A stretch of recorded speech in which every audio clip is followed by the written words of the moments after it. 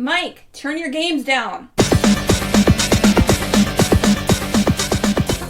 Hi, welcome to another movie episode of Games My Mom Found. I am Mike Albertin, and who's rough and doesn't like sand with me tonight? I am Peter. Begun this podcast has Bingham-Pankratz, author of The Fifth Civilization. And this is Kerry. I was not deleted from the archives. Karuseta. Krooseta on Twitch and YouTube. And we are here to continue our trek through Star Wars, and we are covering Star Wars Episode 2, Attack of the Clones, or the episode can be titled Attack of the Clones, so I'm not putting all that in there. So, that's just too much. And I don't like titles being that long. So, we are here to talk about the movie that came out in 2002. Damn, that was a while ago. God, this is over 20 years. This is over 20 years old. Right? Yep. 2002. Yeah, I was thinking it was 2004, but it is 2002. Yep. And directed by Lucas, and everything done by Lucas, unfortunately. Screenplay, story. Screenplay, story, director. Yep. Producer, I assume. Man of all trades. And why not? Because look at the final product. The final product is actually mostly good if you just take out some of the dialogue.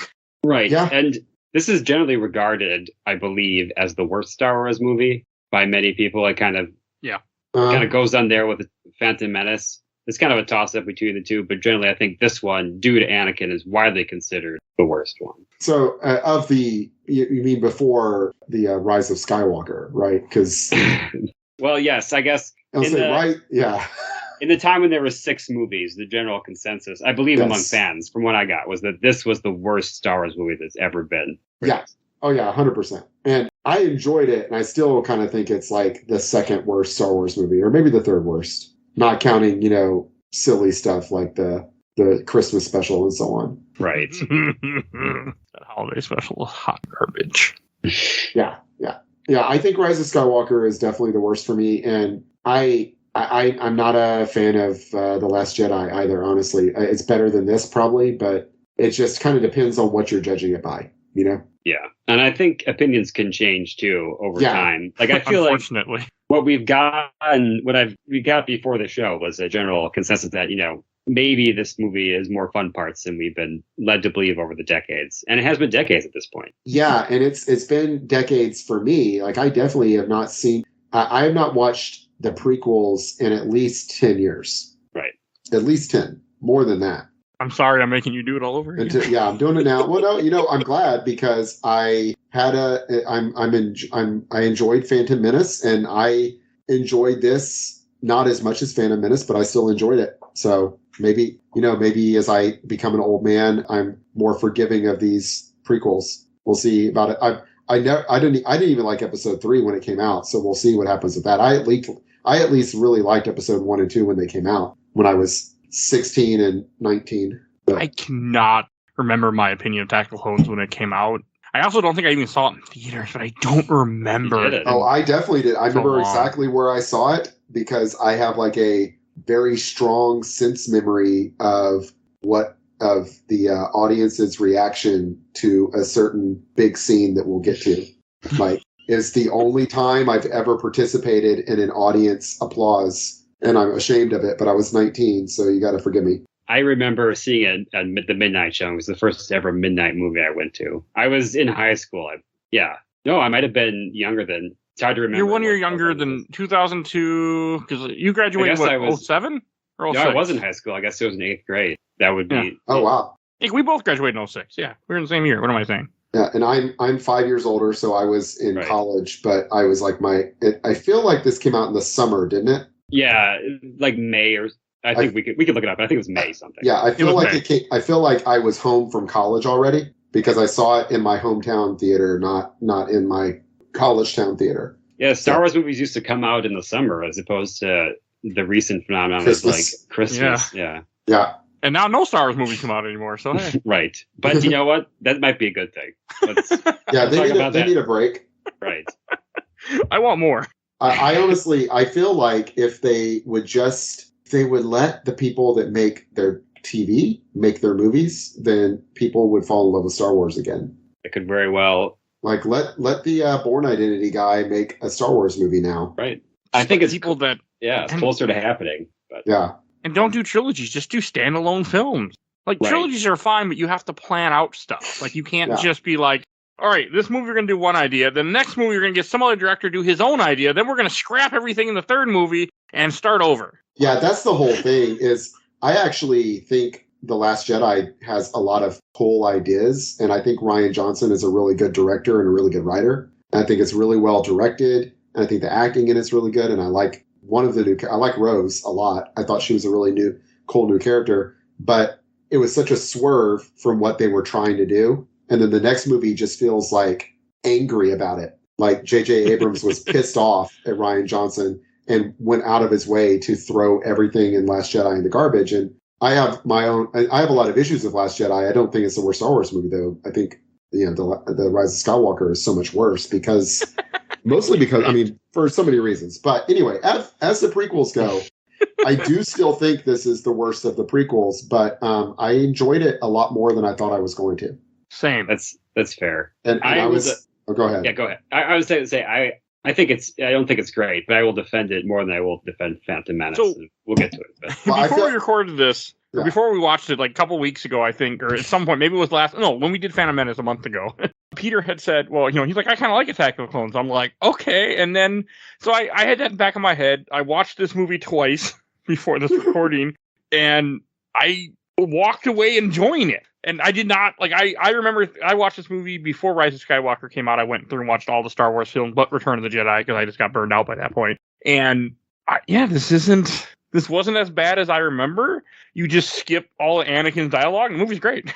That's what I was saying before we started, is I literally just, whenever he would start talking, I would try to get through it, and I would go, I just don't, this is wasting my life. And my life is worth more than this. And I would skip ahead a little bit, and then I ended up enjoying it a lot more that way. I know Hayden Christensen is allegedly a good actor.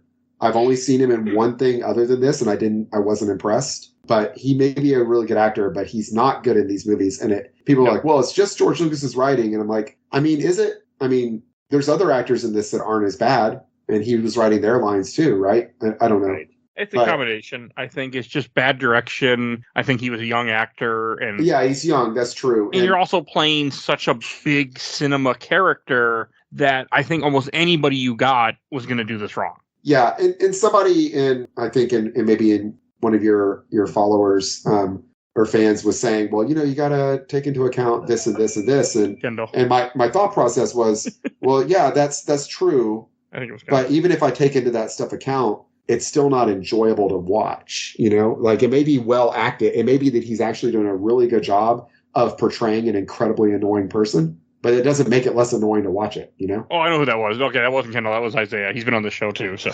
Yeah. And I didn't disagree with what they were saying. Like, they were right. Just my kind of, I was just like, but it's still not fun to watch, No, I don't. I mean, the whole thing we can get into real fast. Like, the whole idea is that since he hasn't talked to women, he's lived his whole life, pretty much in the Jedi, in the Jedi Temple after he meets Qui-Gon and everything. And the idea is that she hasn't really interacted with people, which I call bullshit on, because look at her. I don't care if she's a princess. I don't care if she's senator. I don't care if she's queen. She's hot. There's some idiots that are talking to her. Guarantee it. Yeah, but she is gorgeous in this movie, by the way. Oh my god! Like, holy crap! So like, I was like, how old is Natalie Portman? And she's my age, so that's cool. But no, it's just again, I just don't like. She's not too awkward. She makes a few awkward comments, but the writing is just not good for the dialogue for the character. I mean, I think Natalie Portman does a great job, but But that's the thing. She's not that bad in this. That's the thing. Her lines weren't that very annoying. There's a couple. But mostly they were fine. It was him. He would like throw these whiny little fits, like he was trying to like it was a teenage actor trying to portray an 8-year-old. And it's just it's like, I don't care that he had some like arrested development from being taken away from his parents or whatever. Like, it's still I don't know. Or the fact that like at one point he pretty much tells her a freaking like poem. My heart aches for you because kiss you never should have given me. Yeah, that was, that didn't annoy me. It was clunky. It was like watching Shakespeare. Like, it was like watching a Shakespeare. It bothered me. Yeah, I mean, it was like watching a play. It's fine. Yeah, the thing about Shakespeare is, you can cut it some slack because it's 400 years old. Exactly. Yes. This was meant. I'm sure George Lucas was writing a thing like, "This is so romantic." He wasn't thinking this is cheesy. He was like, "This is great." Yes, that is true. Yes. And it's the worst part of the movie is that little section where they're on Naboo and the way he talks to her. Like, I think she handles it right, except for the part when he's like, "We should have a dictator." And she's like, "Oh, that's funny." That's where the meme comes from. Yeah. Right. Yeah. Yeah. I mean, I get it. I also buy their love a lot more in this watch through than I ever did before, because she doesn't really admit she loves him until they're going to die, which I think is also a natural response of humans, that if you're in a situation where you're going to be killed and you think you're going to be killed, you're going to say things you might not completely mean, but also that bonding of not being killed in the end, is going to bond you, I think, too. And I thought Natalie Portman did a good job of selling that she was falling for him. She kept throwing him looks throughout the movie that showed increasing interest as the movie went on. I thought she did I thought she did a great job of portraying that. I will forgive her lines as bad writing. His are just, but even if they're good, he's just an annoying character to have to spend so much time with. And it also doesn't fit the rest of the movie. You've got this really great, action detective story going on with Obi-Wan, and then just the most insufferable, love story with Anakin and Padme. And I don't know why he felt like that was what we needed to see. Of the prequels, what we really needed to know was how exactly does Vader fuck Luke and Leia's mom? How does it go down? How does that go down? That's what he felt like we really needed to know. Not let's watch an actual gradual descent into the dark side that is sympathetic, something we can actually understand a little bit. They tried with the whole, slaughtering of the women and the children thing, which I guess, I don't know. We'll talk about it. We'll get it. Yeah, we'll get there. That's another part where that's red flags. I can tell you right now, if I went up to Tiff and said, "Well, yeah, I know my mom got killed by dogs. Well, I went and slaughtered all the dogs and the puppies too," and it'd be like, "Bye, divorce, not okay. Let's get together." Yeah, I think it's reasonable to think that someone in that situation would have killed all of the adults in the village, maybe. Right. The children, though, that's where it's okay, it's actually kind of reasonable to assume that somebody, some people torture your mom to death. Oh yeah, you're gonna murder them. And you have a laser sword and superpowers. You're probably gonna kill them. Right. I buy that. It's the fact that he admits it and the way he admits it. Instead of just being I guess he kind of says, "I fucked up," but at the same time, he's kind of "They're animals. They deserved it." Well, and her reaction to it is just she's kind of horrified, but then all right, and hugs him, and there it is. That's it. That's her reaction. And then the next scene, they're just both fine. Well, not the next comes back. Yeah. It never comes back. Yeah. The next scene is the funeral, and then where he kneels down and apologizes to his mom for not being strong enough to save her, which is sweet, And then I guess, do we want to go through the whole movie or what? I'm sorry. Yeah, we'll just kind of talk about different parts and just jump around. Okay. Well, I think the plot of the movie is convoluted, but it's not bad. It's not as convoluted as I remembered it being. I remembered the plot. I remembered what happened. And I was it feels like a really roundabout way for Palpatine is really playing 4-dimensional chess. Oh God. Right. To get this clone army. But I mean, other than that, I thought everything followed and made sense, and it was interesting to watch. Again, I enjoyed every bit of Obi-Wan. Right. Every moment with Obi-Wan, except for the 50s diner, which just really takes you out of the damn movie. Okay, I actually gotta say that this watch through, I really like that little part with Dax. Even though you are right, it doesn't fit. I really like the whole okay, we're going for a 50s mystery here. Hey, we got this random weapon, it's not in our database. I really like. You mean Dexter Jetster, because that is his name. I know it's terrible, but I liked it. It does take me out. It is a good setup for the most interesting plot point in the movie, but it's very Earth-like. It's very American Graffiti. It's too Earth-like. It's too Earth-like. It's too much. It's too much. Well, I mean, this whole movie was a whole based on, Lucas upset that he got taxed money, so he made a series about taxation and rebelling over taxation. but then retroactively claimed that it was about the Bush administration. So there's that. I definitely think there's definitely a Hitler parallel. I think. Oh yeah, that's definitely what he's going for. He's definitely doing Hitler with Palpatine. That's clear, and that's fine. That's what the Empire has always been the Nazis. So that's fine. They would call their troopers stormtroopers. You know. Right. Well, yeah, you can't get more explicit than that, really. Yeah. I think Episode 3 is much more explicitly about Bush and the war on terror.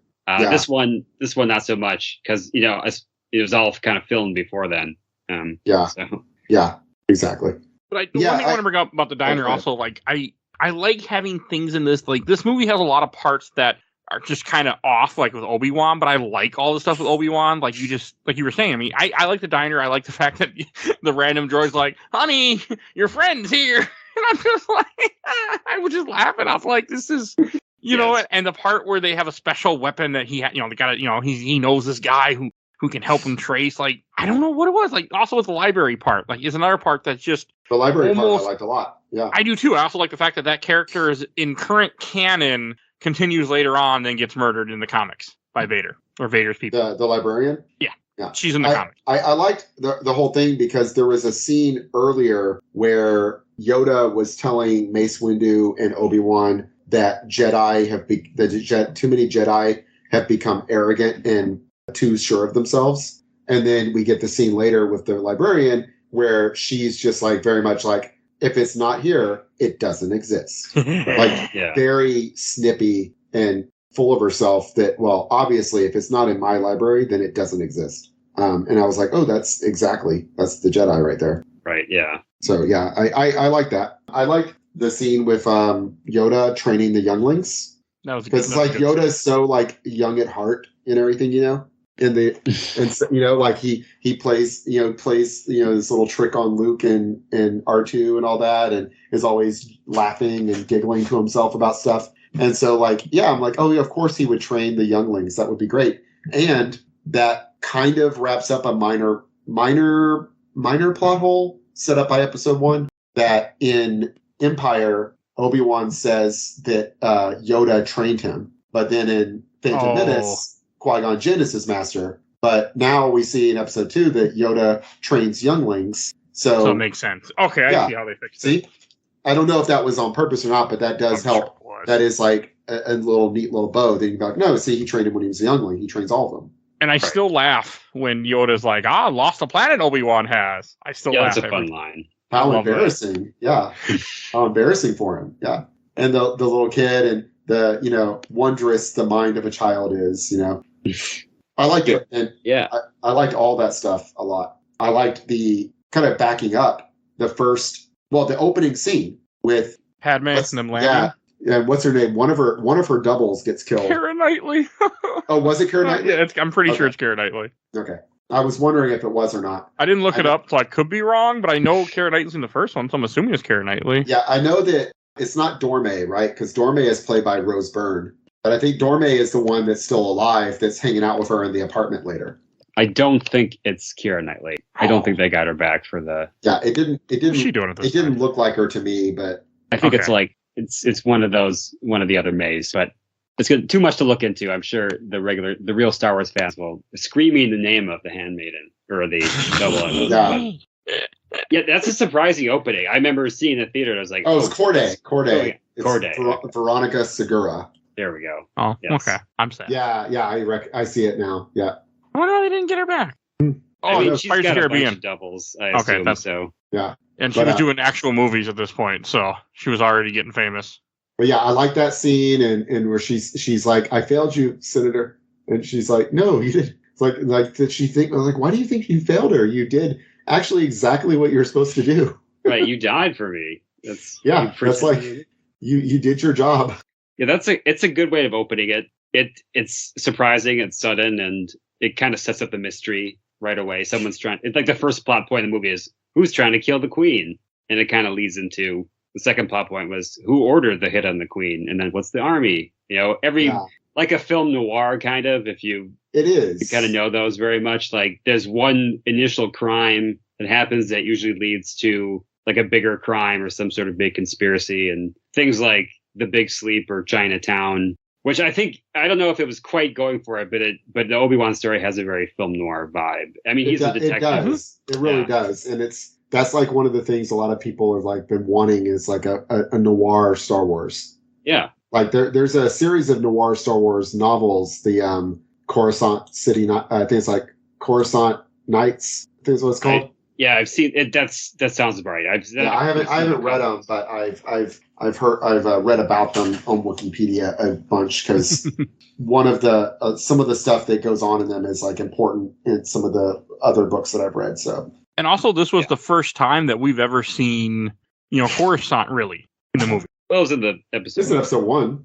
Oh, it was? Okay, but we see more of it. We see we didn't see the city. Oh yeah, itself. we get to see more. Yeah, we get to see the industrial area a couple of times, and I like that. I like that whole action scene with the little like slugs, the little poison slugs. Right. Oh yeah. The Zamson's in, and I love when Obi-Wan just dives through that window and jumps onto the droid. Like that's so great. Cool. It's so cool. And I have a problem with that part. Why is the droid still there? It's got to make sure that it's got to confirm the kill. Oh, it's got to be there to confirm that it worked. Okay, thank you. That's what I was thinking. You made a part that I didn't like make sense. All right, good. But I love that part. And then when Anakin picks him up and he's like, "You took your time," and he's like, "Well, I couldn't find a speeder that I liked. It gotta be, like a good engine and open top and wasn't." That was funny though. The color I like. That was actually the banter I enjoyed. That again, getting back to the Anakin stuff, when he's not purposely playing an annoying character, then he's fun. He's fun and not bad. And I don't think Hayden Christensen's doing a bad job of acting. It's any time that they need that he needs to be whiny, that it's just annoying to watch. But when they're getting along and having fun, it's fun. It fits the serial. It fits like the serial adventure. Yeah, that would be fun. Like a little series of Obi-Wan and Anakin having adventures. They alluded to some of these little adventures, and that's of course we get a little bit of that in Clone Wars, but mostly they're separated in Clone Wars. Yeah, but everything was like him trying to when they figure out they follow one part I thought didn't make any sense. They follow her to the bar after they have the whole chase, which I really like that action scene by the way of them flying around the cars in the city that whole action scene. And the Obi-Wan, the guy comes up and is like, "You want some death sticks?" He's like, "You don't want to sell me any death sticks." "I don't want to sell you any death sticks. You want to go home and rethink your life." "I'm going to go home and rethink my life." I love that part so much. That was a big laugh line in the theater, I remember. And my son, is a big Star Wars fan, and his first Star Wars was Star Wars Episode 4 because I raised him right. I raised him right. And he's actually never seen the prequels. We watched all of Clone Wars and Bad Batch, but he's never seen the prequels. And I'm like, I don't want to watch these.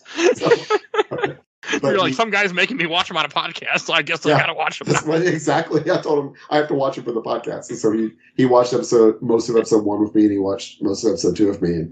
But he was like, "Oh, that's like in the original Star Wars, like what he does with the stormtroopers." I'm like, "Yeah, it is." It's nice to see Jedi mind tricks too. It's nice to see little things like that. Oh, but I want to say in the bar is like, oh, she's a changeling. It's gonna make it worse for us. And I'm thinking to myself, okay, she's gonna change clothes or something. I couldn't remember. Literally, she's wearing the exact same thing. Like, you're gonna notice her if she was actually trying to sneak up on you. It's just, and he doesn't really use her powers in any useful way. No, just he cut off her arm or hand, right? Is that why she's acting so crazy, or not crazy, but like dying? Well, she's just in shock from having her arm cut off, I think. Okay, because there was no blood. I mean, I wanted to see Penumbra. It's cauterized. It's cauterized. I know, I still want Penumbra, where you see the arm laying there. You're yeah, well, that's the whole thing. Is in episode 4, he cuts off the arm. There's blood everywhere, and then I mentioned this in the Phantom Menace podcast. That then led the Star Wars Extended Universe to claim that lightsabers don't create heat. But then in episode 1, we see they clearly do create heat. So now when he cuts someone's arm off, we got to cauterize it. And that's not why, but that is why it makes sense. The battery was old. That's what it was, right? Oh, in episode 4, yeah, that's what it is. The battery's old. Exactly. Okay, I was wondering why she was acting like that, but that makes sense. I wasn't sure because you don't really get a good, clear shot of it.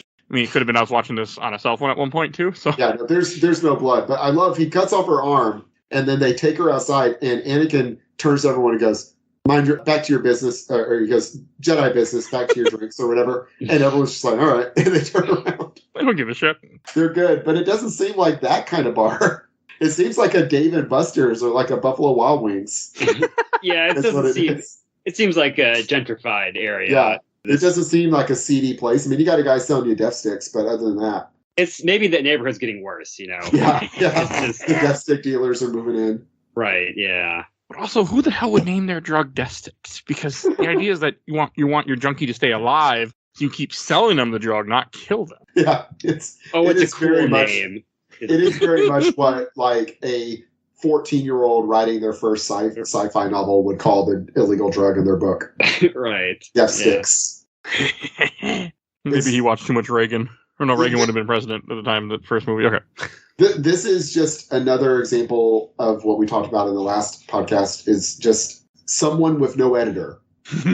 Someone who has been told they're the greatest genius that's ever lived and everything they touch is gold, writing whatever the hell they want, and no one coming in and going, no, this is garbage. Fix this. No, this is dumb. You need hire an actual writer. You're a good director. Hire a writer.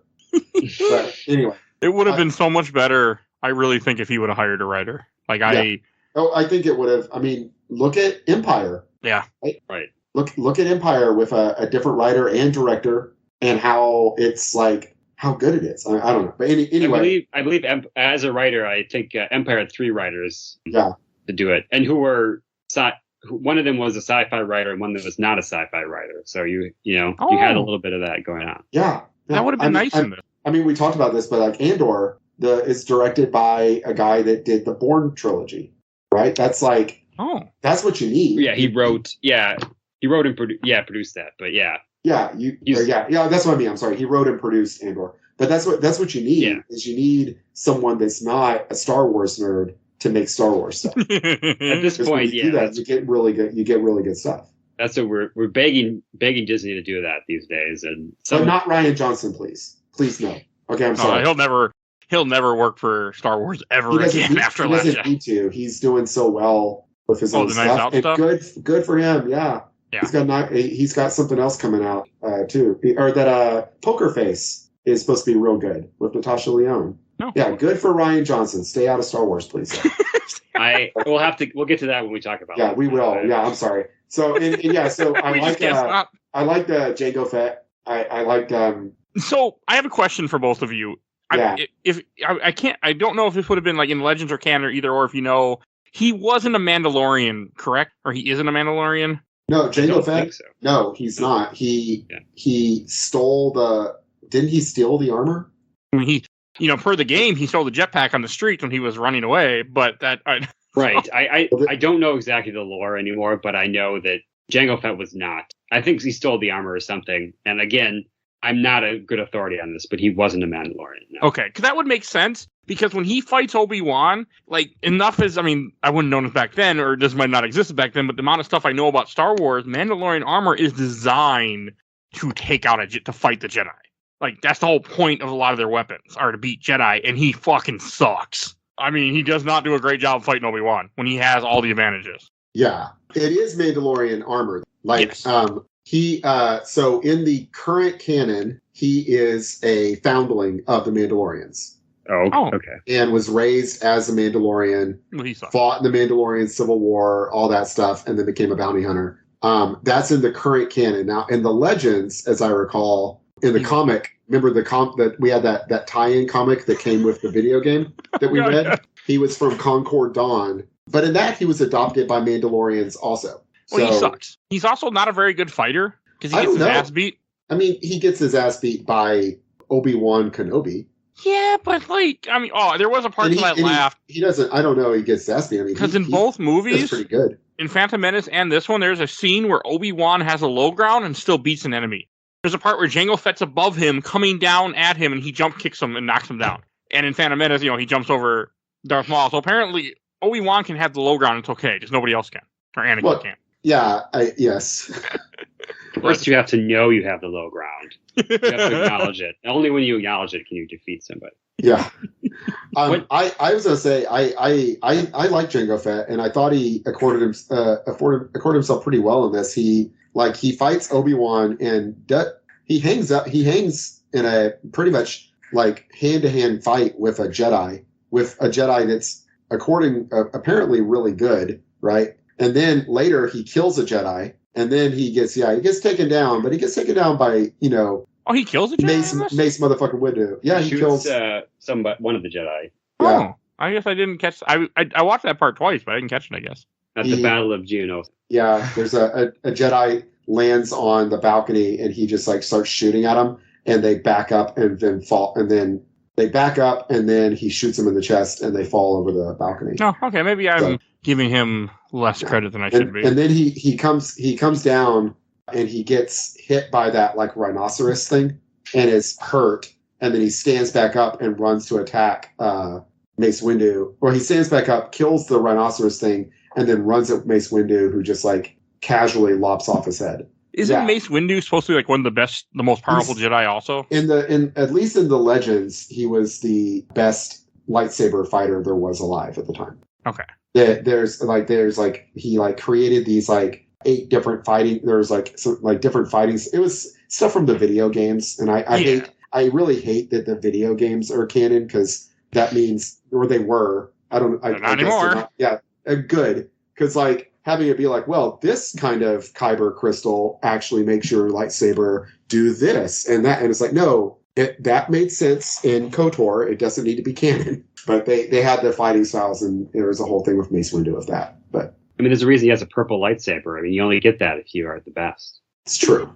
I always wondered, and watching it again this time, I kind of had a question, and this didn't come up, the first couple of times you watch it, just because, you're kind of lost in the moment. But so Darth Sidious hired Jango Fett to kill the Queen, but Jango Fett hired Zam Wesell to kill the Queen, and then Zam Wesell contracted out to some droid. Well, no. I don't think the droid. I don't even think I think the droid is just her helper. Yeah, it's her droid. I mean, yes, but that's like she's not really there. She's just launching the droid, So couldn't anyone have done this? It just is. It's very convoluted. It is. Yeah, and why is a bounty hunter hiring someone else? Right.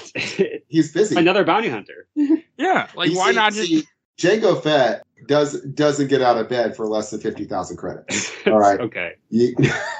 I don't know. So he looked at what Sidious is paying and was like, all right, well, I'm just hiring someone else to do this. I got things to do, I'm on Coruscant. I'm hit up the clubs.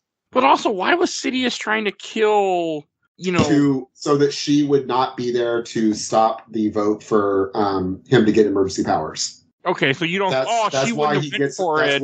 That's why he manipulates to get her on Naboo. And that's why he convinces Jar Jar, who's a dumbass, to be like, well, exactly. And I like when he does that, by the way, because Yoda gives him a look like, oh, I'm onto you. Like, Yoda can't tell that he's dark side, but he can tell that he's like a manipulative, son of a bitch. Right. And he's like, oh, this guy is doing something. I don't trust this guy. I'm glad that Yoda wasn't completely snowed. Yeah, they weren't like, this guy's great. I love all his policies. Yeah. They were like, oh, he's a little bit sus, to use the kids. But we're not going to suspect that he's a Sith Lord, because we would be able to sense that. By the way, that is a theme, is them being arrogant. And Mace Windu, there's a meeting where Mace Windu's like, do you really think the Sith could be in charge of the Senate? That doesn't make any sense. I just don't think that's possible. And we'd be able to sense it. And Yoda's like, I don't know. Right now, it's really hard to sense things. And Mace Windu's like, yes. And he like nods. He's like, all right, well, if Yoda says it, I'm down. So I thought that was pretty cool too. I enjoyed the little Mace Windu Yoda scenes. There were a couple of them. Right. Yeah. I just really like Mace Windu. I love Samuel L. Jackson as an actor. I really enjoy him. He's not necessarily good at playing anyone but himself, but there's a lot of versions of him, and they're all fun, I guess is what I mean to say. Right, yeah. He has much more to do in this than he did in The Phantom Menace, too, which is... Oh, well, yeah. Yeah, which felt like, partly I want to say fan service. I'm okay with it, but I feel like that was partly what they were going for in this, was to have, to have you see all these Jedi that you got to see before, but now they're actually doing stuff. Right, yeah. Which is the right choice. We want to see lightsabers. Yeah, and I really like it. Yeah. I'm glad that we get to see, so much stuff happening, that we get to see all these different Jedis doing Jedi stuff and fighting. And And I think when I watched this movie before, I remember complaining about things like, oh, this is stupid. And then when I watched it this time, like, I really appreciate it. Like, I appreciate that you have the mystery with Obi-Wan. It pays off. You have all that stuff. You have, like, even when they, like, very early in this movie, when they find out that they're going to go assist Padme, again, Palpatine orchestrates that too, because he knows he's trying to play on Anakin, which they make a mention in this movie that he's been, pretty much talking to Anakin ever since. Like, yeah, he and Anakin have been hanging out for probably a while, and Anakin sees him as like a mentor. Right. Which I think is really cool. Yeah, or it's a father figure. And he says later in the movie that Obi-Wan is like a father to him. Earlier in the movie, he says he's like a brother, and then later he says he's like a father. So I think it's after his mom's died that he says that. I think that's an interesting note. I was going to say one of the things that we haven't talked about is Camino. Mm-hmm. I love it. I love the Kaminoans. I think they're a really cool design. I think the CG doesn't look that bad for them. It doesn't look that dated. And I love the design of the planet, and I love the whole concept. We had has the Bad Batch episode dropped yet? Yes, by now, yes. Okay, yeah, because I really I love the Bad Batch, and it has they go back to Camino in that several times, and I've talked before about how much I love the Republic Commando novels, and they go back to Camino on those a lot, and well, not a lot, but some. And I just like the idea of this, these people that just specialize in creating custom order clones, and they've got this biggest order ever, building this giant army. Though they do say this is one of the best armies we've ever created, which I'm like, right. Well, okay. So the Republic never had an army, which I feel is weird. You think, because I know some of these planets had armies. Yeah, well, I think that's the thing, is that the Republic prior to Palpatine was more of a loose confederacy, is the impression I get, and so different systems have their own armies and all that, and so they're not really prepared for the separatists for the Civil War because they don't have a centralized military, and also their central government is unable to act. And that's why Palpatine has to get those emergency powers to be able to do the stuff he wants to do. Well, he doesn't have to. But that's his argument, I think, right? Yes. Is that the Senate's too big, and so power's too spread out to allow for a strong central. So it's very much a confederacy. Wasn't that Hitler's argument too? Like, hey, I need all power so I can help us defend against this communist threat. Mm-hmm. Yeah. Yes. Exactly. Okay. But no, I think to make another historical comparison, the Confederacy in the Civil War just really got stomped. Like, people like to act like they didn't, but they absolutely did.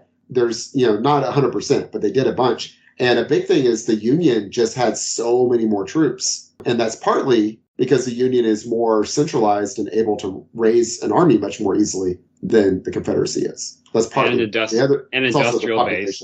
Yeah, it's industrial. They've got more money. They've got more people. But still, the point is I see a similar idea of this is like a loose Confederacy.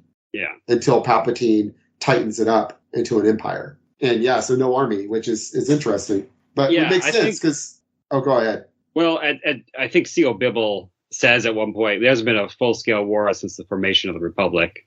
Right. And, the United States, we didn't have a permanent national army until after the Civil War. We had a small force, but the founding fathers most of the founding fathers were very nervous about allowing a national army to exist because they feared that a powerful central government would use it to oppress the people. Right. And Hamilton wanted to have a navy, and people called it, Jefferson called him a tyrant for wanting to have a navy. Right. Because he thought a navy would be used to oppress the people. And it wasn't even until World War I. As World War I started, the U.S. Army was not a world power. Right. It took a long time to get there. Yeah. When we went to war, about 20 years before that, we went to war with Spain, and our entire U.S. Army was 12,000 people total. They had to raise an army. So I think it makes a lot of sense. Actually, it's a much more of a confederacy than a union. And I always got the sense, at least in Star Wars, that if the trouble arose, you would send the Jedi, and the Jedi would solve the trouble, because they're like your special forces that are magic. They're like your magic SEAL Team 6, basically. Yeah, and also diplomats at the same time, right? Who can possibly manipulate, possibly in a very not savory way, force people to do what they want. Right. If they weren't a righteous Jedi. Right. I forget to think about how the fact, like, before this all happened, like, the Jedi do make comments about this in this movie, is that they are, essentially the police force, even though, right. I mean, not that many of them. Mace Windu says we're keepers of the peace, not an army. That's what he says. We're keepers of the peace. Right. Yeah. I mean, it doesn't. If you look at there's nothing like this in the original trilogy. I think there's only 2,000 Jedi at this point. I think something like that. In the original trilogy, no one ever mentioned that. Oh yeah, there were 2,000 of us. We were an arm of the government, and we were like the police. It just was like a mystical force. But Obi-Wan says in the days of the Republic, Jedi Knights were the guardians, or he says something like that. Right. I mean, it's kind of like, but it's very vague. Like it's very It's not like we had headquarters right by the White House or whatever, Right. Right across the street. But I think it's fine. It makes sense. And I think it makes sense. And if you keep the number small, then Order 66 is more plausible too. Yeah. Yeah.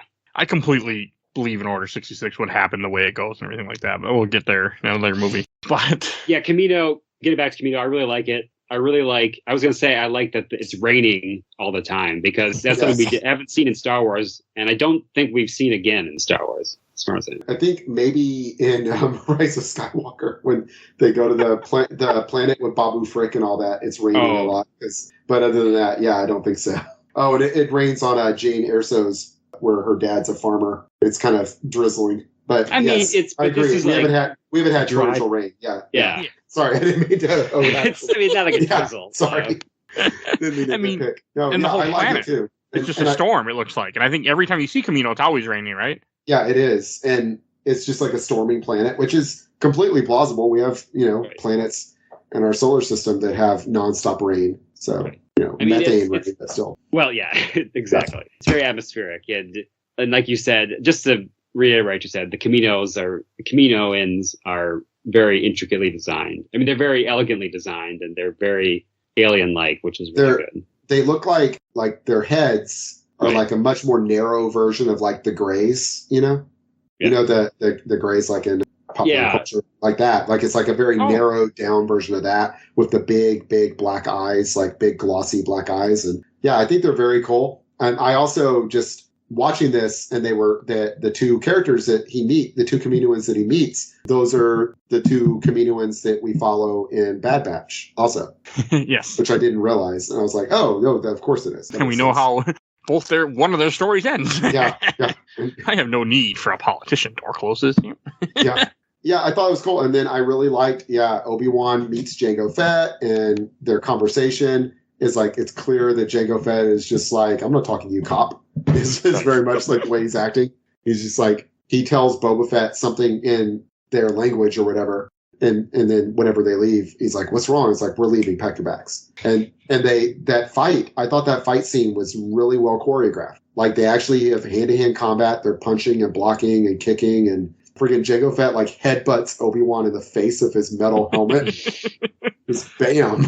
It's great. And he gets Obi-Wan just like, but Obi-Wan, I love it. Like he like wraps him, he makes him lose his lightsaber, he wraps him up in the cable, and then Obi-Wan manages to use that to slam him into the ground and break his jetpack. And so that's his second jetpack he's gone through so far. Right. There's another thing about Camino that I wanted to address that I don't think I noticed before, but like the whole mystery of it, like Jango Fett has a very, very important comment in here that I don't think it registered with me until, now that I'm more into Star Wars. He's like, well, I was hired by a guy, Tyrannus. And yes, I know in this movie they do say all that, and like they do good parts of it. Like there's a small part where they're like, oh, Sifo Diaz, hired us, or, apply, and then he's like, oh, I thought he, and then he's like, I thought he was dead. He says Sifo Diaz died 10 years ago, and what's her name is like, oh, that's too bad.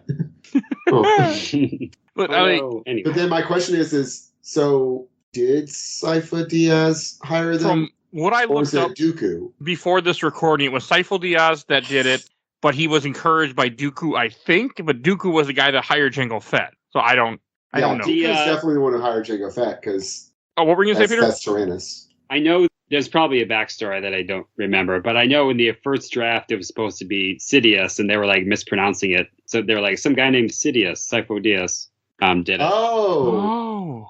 But it's been retconned to be like, oh, this is just some other Jedi guy who did this. Oh, okay. But I like the original original idea is so much better that they just mispronounced this name, because it would make sense that Darth Sidious ordered this stuff. Yeah, because he's the one that, doing everything that's happening. I think after watching so much Star Wars, it makes me appreciate this movie more, because I understand, like, okay, this is just more and more of his chess pieces that he's moving on the board for both sides as he's playing this huge game. Yeah, and I'm looking at this now, and according to Wikipedia, he ordered the clone army completely on his own without, it was just his idea, and he did it. And then basically Sidious, Palpatine was like, oh, I can take advantage of this. And basically they killed him and took over the project. That's dumb. Okay. I think it was supposed to be that he could... That's really stupid. Like, see the future or something. So he thought they would need an army. I mean, again, they should have an army. He could see that he has foresight. And so he was on the Jedi Council because of his foresight powers or whatever. And then he foresaw that there was going to be a great war and that the Republic was going to need an army. So he went and ordered one and pretended that he had the authority to do it. But how did he pay for it?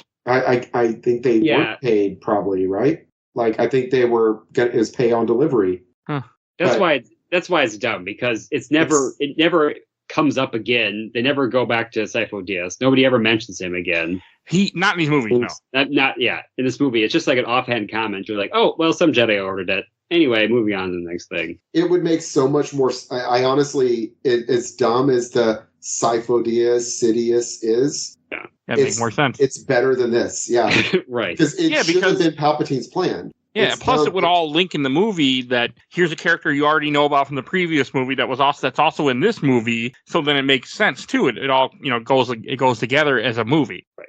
And so essentially Sifo Dyas was assassinated by the Pike Syndicate on Dooku's orders. So there you go. Yeah. And then it says that Darth Sidious funded Sifo Dyas' army of clone troopers and hired Jango Fett to be the genetic template. So yeah, and there's a funny meme that I saw before we did this recording where they're like, what, Jango Fett, he's with Count Dooku. That means the clone army really works for Count Dooku. And that's the credits. So if they just would have put two and two together at some point, like, maybe Dooku is... I also, like, this is the introduction to Dooku, too, which I think he's a good character. I mean, they don't give you a lot in this. Christopher Lee does a great job. Christopher Lee was a gift. Yes, he's a phenomenal an absolute gift. A war hero, a great actor, just so much fun to watch. And he knows what movie he's in, and he's having fun with it. I love it. Yeah, he's also it's great.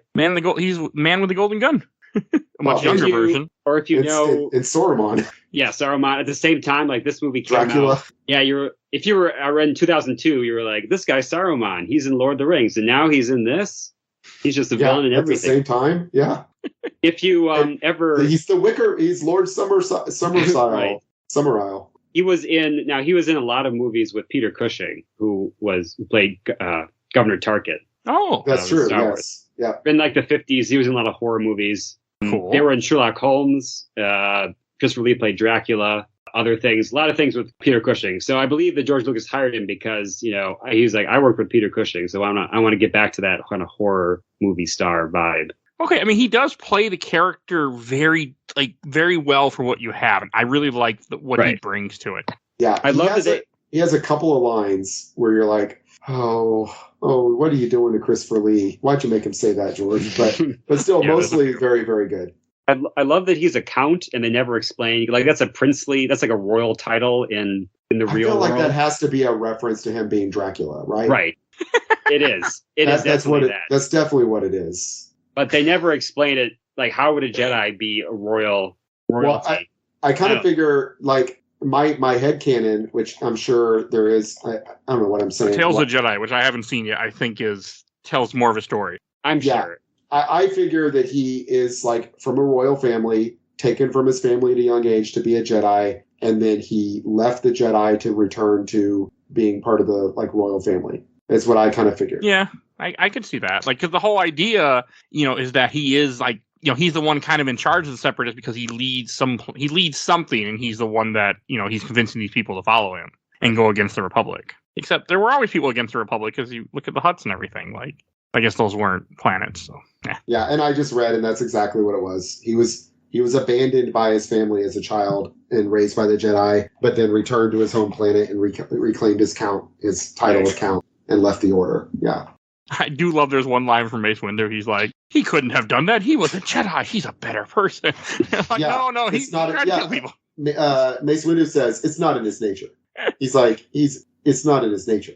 It's just like, the arrogance of the Jedi is like like a theme. Refuse to see what's in front of you. Yeah. Which works out really well for them, doesn't it? Well, yeah.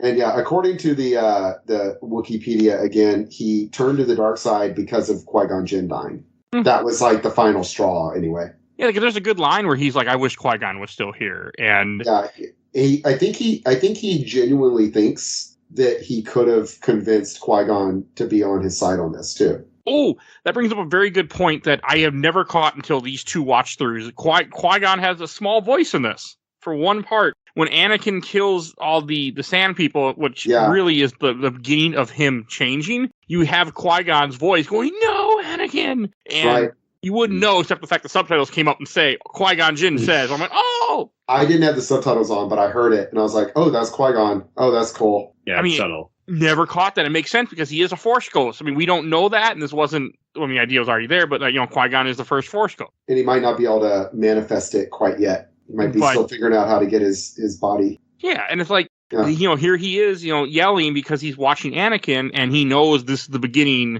of the end because he's not there to work with Anakin, and it just doesn't work out well. Plus, they're stupid. Fucking Jedi. Yoda, I didn't understand when Yoda could sense it, Anakin was in pain because he killed people.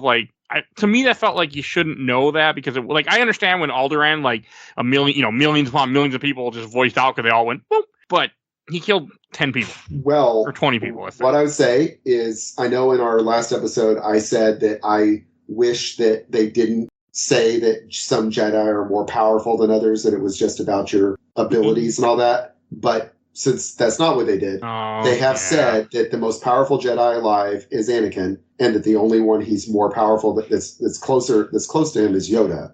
Or to be a little more precise, they said that Anakin's midichlorian count was even higher than Master Yoda's, implying that Yoda is super powerful and Anakin's even more powerful. So when Anakin is having a very a very emotional feeling, and Yoda happens to be meditating at the time anyway, I can imagine it. Okay. I think it's okay. I bought it under the, and even if it wasn't that they're more powerful than ever, Yoda is really good at the Force, as we've seen, right? So there's that. I can imagine if he's sitting there questing out with his senses, trying to figure out what's going on in the universe, and then he feels, and then that happens. I imagine he could feel it. Okay. Yeah, I'll buy that part better. Similarly, Anakin could feel his mom calling out his name from across, a different star system, from the Outer Rim territory. Yeah. Okay. I'll buy it. Except he heard in his dreams, which makes sense. We saw Tatooine is apparently really close to Naboo, or it was 10 years ago. That's the thing. But I'm okay with it. You see Watto in this, and that small part when he's on Tatooine. I like that little throwback where he's like, Annie! Yeah, at first he doesn't recognize him. He's like, what? I didn't do anything wrong. I didn't do it. He thinks he's under arrest. He's like, hey, I got people that owe me a lot of money. Go help me. Yeah. It worked. It was kind of cool. this was a little fan service I was completely okay with. I liked the little part with Watto. There was one thing that really took me out. Again, speaking of things that just don't fit in, I feel like don't fit in Star Wars or just in a space opera at all, is when they meet Owen and Beru, and Owen says, "This is my girlfriend, Beru." Right. It's like, girlfriend? Okay. Are we saying girlfriend in Star Wars now then? Yeah, it is very Earth. It is very Earth. I do agree with that. And I remember even thinking that back then. It's just too, I thought it then, I thought it now. I was just like, it doesn't fit. I don't know. It's fine, but it doesn't fit. I think wife would have been better. Wife would have been better, yes. Or betrothed, or my mate. I don't know. Yeah, girlfriend is a very modern term in this. It's a very modern term. That's the thing. I feel like in Star Wars, if they're doing stuff from Earth, they're older than that. I don't know. Yeah, it is jarring. Yeah, I do agree, and I've heard that said before that's they could have used another word in that instance. Yeah, betrothal makes sense. Betrothed or something. Yeah, I agree with Kerry, and I didn't really thought about it. I didn't pick up on it, but that makes a lot. I agree with you guys. Okay, it doesn't matter too much. I also had a lot more appreciation of how Anakin is on Tatooine, like how he, like we were kind of talking about before, about how he talked about it. It didn't bother me when he's like, I like fixing things. I was good at fixing. This is simple. Like that was good acting. That stuff was fine. Like that was a good part to have whiny emotion to. Your mother just died. You just killed a bunch of people and children, for that matter. Like, and you admitted to it to somebody. Like, it's okay that he's the way. I thought that was a good way he acts, and that was true. That was good. I didn't forward to that. I also admired. It's a very minor thing, but I admired their restraint at first when he sits down with Klieg and Owen and Beru goes over and gets them refreshments, and she doesn't get them blue milk. She gets them just some like tea. I was like, all right, good, Star Wars. I admire the restraint. But then later, Padme brings him some blue milk. So it's like, never mind. We're back to the member berries. Fine. I couldn't help it. Whatever. I mean, this movie's full of them. I mean, C-3PO. I'm okay with the fact that they had C-3PO. It makes sense. I was okay with that. It makes sense given that he was in the way he was in the first movie. I mean, It doesn't make sense in the grand scheme of the series, but yes. But hey, everyone's got to be the same character. Come on now. Yes. I hated every last second of C-3PO in this movie. It was terrible.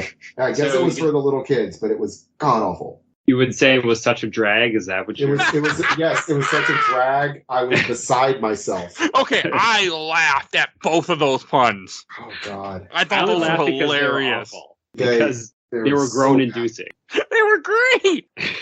I don't know why, but when I saw both of those parts, I was like, he's like, my life is a drag, and he's being dragged. And the other part, I'm beside myself when he's pulling him up to the body. I'm like, okay, this is fucking hilarious, and I don't know why I found it funny. Like, I don't understand why 35-year-old Mike was like, this is fucking funny. I don't know either. But I did.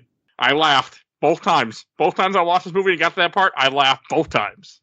I will say I do find when he's shooting as a droid body, when he's like had that bloodlust for like a second. He's like, why am I doing this? Right. I do think that's funny. And I think they could have had... Yes, that was funny. Yes. Okay. Right. I'll give that. And there was just too much the droid, also the battle droid being like, something's malfunctioning, my legs aren't working correctly. Right. Although I don't like most of that scene because I think it's very video gamey. But it's so convoluted. Yeah. But yeah. And all the stuff with the conveyor belts. Right. You know what it actually reminded me of was in The Hobbit, the first Hobbit. Oh, right. When they're in the lair of the Goblin King, and they're having that like chase scene where they're like running, and it just like the CGI looks really, really bad, right? And it's just cartoonish. That's what that whole scene, everything with the conveyor belts and Anakin getting his hand welded to the plate or whatever, and somehow getting it chopped off in a way they didn't chop off his arm, which I guess was supposed to be foreshadowing for when he gets his arm chopped off, maybe. That would be giving maybe too much credit. Yeah, I mean, it's like he's clearly about to get his arm chopped off, and then the thing chops in a way where it just really looks like it did chop off his arm, but then it didn't. Right. I don't know. But everything, and Padme is in the crucible, and it's about to pour the molten stuff on her, and we've seen it pour it before, and when it pours it before, it takes like 1 second. But this time, it does it super slowly, and it opens halfway, but then no stuff comes out because, R2-D2 is just in time.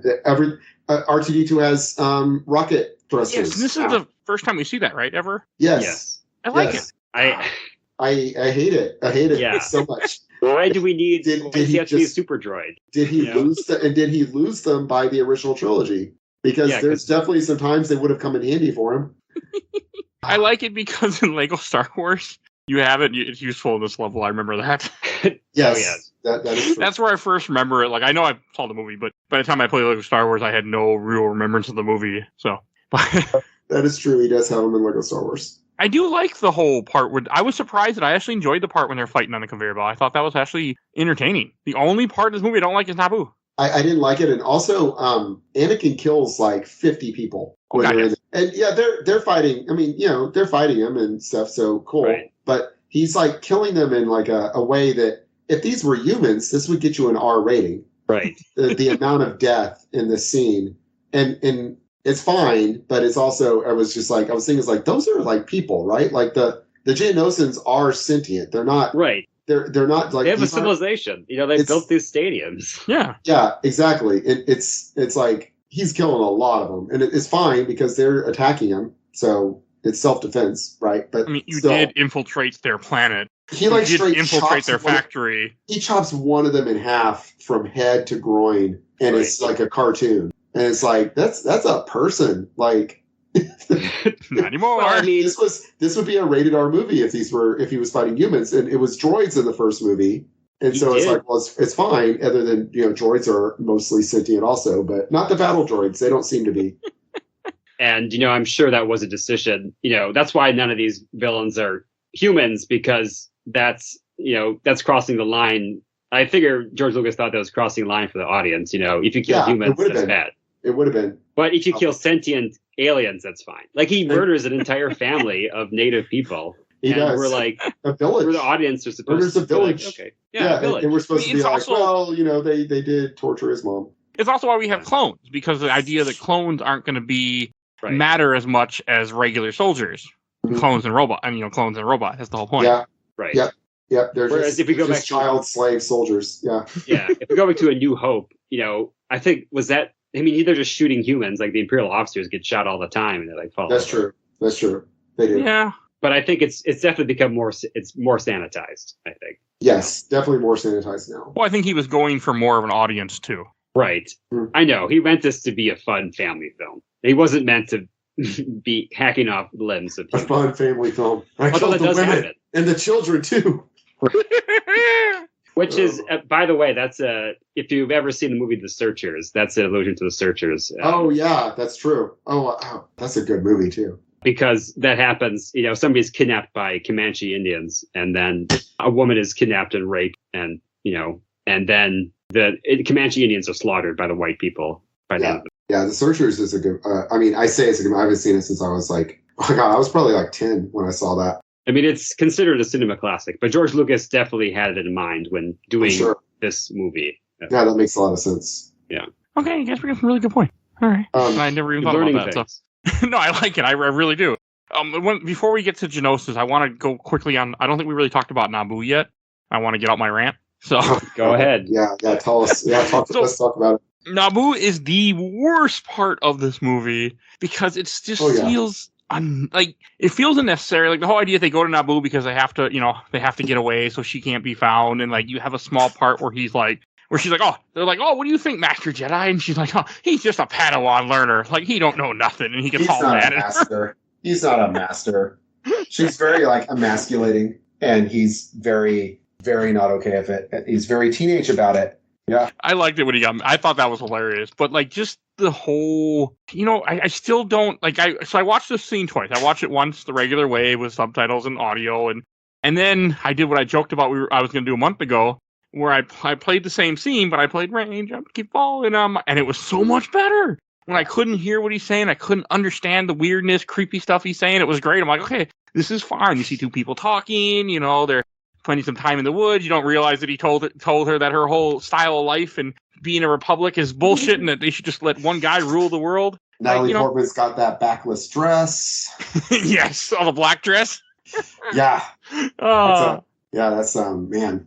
It was I understand why he decided, screw the Jedi Order, I'm going this way. Yeah, I was gonna say, for me personally, I rank Natalie Portman as probably my number one most beautiful woman, that there is. And it's just it made the scene so much better, and I really thought to myself, if you took these scenes and you just cut them up, you take out all the audio, like I think we mentioned before, maybe before the recording or some point, and just put music, like I think Peter said Star Wars music, I would have enjoyed it. It would have been so much better. Make it a montage. Yeah, and it would work. You would get what you need to get out of it. You would see their relationship, and you wouldn't hear all the creepy, whiny lines. And you could show some of the stuff. Some of the conversations were fine. The dinner table is fine when he moves the piece of fruit or he cuts it for her. The CGI looked bad in 2002. The only CGI that was bad is the brief second where he leaps at the end towards Count Dooku. That was bad. Oh no, I thought that there was a few of them that they didn't even look good in 2002, but they really didn't hold up this time, and that was one of them. Was him peeling the fruit in midair. It really didn't look like it was happening in the same room as them. But that's fine. I liked the scene after he's had the nightmares about his mom, and the next morning he's standing on the balcony meditating, trying to become peaceful. And she walks out and she's like, "Oh, I'm sorry I disturbed you." And he goes, "No, stay. Your presence calms me." And I was like, I thought that was cool. And I was like, that's a good job, Anakin. That's a line a woman would want to hear. Yeah, and it works well. That was good. You did not sound creepy or whiny. That was good. I couldn't get over the kiss you gave me that I never should have had. Hopefully it won't be a scar on my heart. Gave me that I never should have had. Yeah. Or I gotta make fun of the line that I start off like at one point when he's like, "I don't like sand. Sand is rough, but you're soft." Famously considered the worst line in Star Wars. I have to say, I didn't think that line was that bad. He says, "I don't like sand. It's coarse and rough, and it gets everywhere." And I was like, "That's a fun joke. I get that. That's fun." I'm okay with that part. He says, "Not like here. Everything is soft here," and then he strokes like her bare back. And I was like, "All right, that's the problem I have. If he stopped there and didn't touch her, I'd be okay with it." The thing is, she kisses him. Like, so she's into it. Smartest in this movie. She's into it. She's picking up what he's laying down. I mean, I made this joke before. The line between stalker and love of your life is a very, very thin line. Just depends on what end you're looking at. And he's I guess he's supposed to be like 17. No, wait. How old is he in the first movie? 10 years. It's 10 years after. So how was he 8 in the first movie? Man, I don't know. Like, I think he's supposed to be 8. 8. So yeah, like he's 18. He's about 18, and then she's about 28. Then right, 20, or something, right? I think she's not supposed to be too much older than him. I don't think. Well, how old was she supposed to be in the first movie? I wonder. Google will tell me. In terms of like how old the actors were, in terms of the appearance. In terms of I'm gonna say because they're both born in 1981. So I'm Googling right now while we talk. As I said, Natalie Portman's my age. She's 2 years older than me, actually. But yeah, so they're both born in 81, but I don't know how old. She's 24 in this movie, and he's 19 in this movie. So she's only supposed to be 5 years older than him. Okay. All right, I'll buy it. Yeah. I mean, she's young in that first movie. Damn, 14-year-old queen. What the fuck? She's supposed to be 14. Yeah, that's. I guess if I was 16, then she was 18 when. Who the hell is electing a 14-year-old to be in charge? Yeah, that's funny because she's a queen. Who's electing a queen? Yeah, she's elected. I know. I was wondering the same thing. Yeah. That George Lucas is trying to get the best of both worlds. He's trying to get everyone. He's like, everyone loves a princess story, but I believe in democracy. So this is a queen that gets elected, so there can be a democratic princess, which isn't really a thing. Yeah, it's not a thing in our world. It probably isn't a thing in their world because when you see other queens and princesses and stuff like that in this, because they have other hierarchy, they're not elected. I'm pretty sure. No. It's an attempt to make them more sympathetic than I guess a real royalty would be. Because if Padme was like, "I'm the queen until I die," we would be like, "Oh." I think actually, really, it's that it's not convenient for the story for her to still be queen. Right. Well, yes, that's true. Yeah, that's really the big thing. Like, she could be off the planet getting into adventures in the first movie because it's like their planet is under invasion and all that, and she's a fugitive, but. In this one, she needs to not be queen anymore. So they're like, "Oh, yeah, it's just she was elected. There you go." And so they elected a new one. And then she's a senator because the new queen asked her to be. I'm reading some of the dialogue. I just wanted to read it to see if it looked bad on paper. And it does look bad on paper. It's like, it's the Anakin Padme stuff. It's just a classic example of showing or telling and not showing. It's like they're just, Jedi aren't allowed to marry. You'll be expelled from the order, which is just exposition. Right. And then, what else? You asked me to be rational. That's something I know I cannot do. Believe me, I wish I could wish my feelings away, but I can't. Like, no one's talking like a human being. It's all wooden. And No, it's a poem, you're studying to become a Jedi Knight. I'm a senator. No one says that in real life. And the thing is, this just makes "This Is My Girlfriend Beru" stand out so much more. Right. It's like, pick. Are we talking like yeah. Are we being grand or are we being, very down to earth, so to speak? Yeah. It cannot decide. Lucas doesn't know what he's writing in this movie. He really doesn't. They needed to bring someone in to punch this whole area up a bit. Yeah. Make this. But anyway, I agree. Is there anything else really we missed? Skipped through a lot of it. Besides Genosis and the big fight? The sonic bombs, I will say. I really love the sonic bombs. Even though I know they make no sense because it's in space. However, I was a sonic bomb. When Jango Fett shoots them at Obi-Wan's ship. Oh, that's a good scene, though. The ship that is no longer called Slave One shoots them at Obi-Wan. What's it called now, anyway? I don't remember. Fett ship. But with that ship, yeah. I I think in the show he called it, I have to go get my fire spray class attack ship out of Jabba's palace or something. Oh, yeah. Oh. I mean, I get it, but I like the one. I still think that was it's a cool name. Yeah. I like the ship a lot. I can live with that, though. Yeah. But okay, I didn't think about the sonic bomb part, but it was cool. I also like the fact that Obi-Wan makes a comment. He's like, I don't hate flying. I just hate when you're, driving suicidal to Anakin early in the movie, and then later on he's like, I hate flying when you get attacked. Yeah, it's funny. It's good. Everything with Obi-Wan I think is good. Obi-Wan, Ewan McGregor is great in these movies. Yeah, he really is. He is. He's fun. And his whole, another thing I want to talk about on Geonosis before we get to the big fight, but like when they're leading up to it and he's climbing into vents and he hears part of the conversation, you have the guy from the Techno Union, which would mean nothing to me at this time, but as a guy who's watched all Clone Wars, is really cool seeing part of the Techno Union because they do have a different army, as you find out. Yeah, Wars, which wasn't it is cool from that perspective, but the Techno Union guy looks like, what's the guy from Space Ghost that runs the cameras on Space Ghost Coast to Coast? That guy. The Mantis? No, that's Zorak. It's been a long time. Zorak's the band leader. No, he looks like the Techno Union guy. It looks like a character out of like 50s retro sci-fi, like Flash Gordon. It looks bad. It probably what he's going for. It is probably exactly what he's going for, but it doesn't fit. It doesn't fit at all. He's sitting there next to all these like cartoon characters, and right. I do think that electronic voice thing is cool, though. Yeah, I do think that's a nice touch. Yes, it is. It is. I mean, it's been a while. We haven't seen interesting aliens, I think. Well, recently, I guess. But I like when Star Wars brings in interesting aliens. So. I do too. We got some interesting aliens here. I like the Geonosians in general. The idea of like these insect, they sleep in the walls, right? Like a hive and stuff. It's different than what we've seen before in Star Wars. It is very different. I like it. And I also like that Obi-Wan finally, he hears the plan. And so he's like, he gets to hear like what's up. Like that, yes, Sidious did order the, Padme's death, and he gets to hear that stuff. Yeah. And then I like when Dooku has him captured and he comes in to talk to him. He's like, no, you don't understand.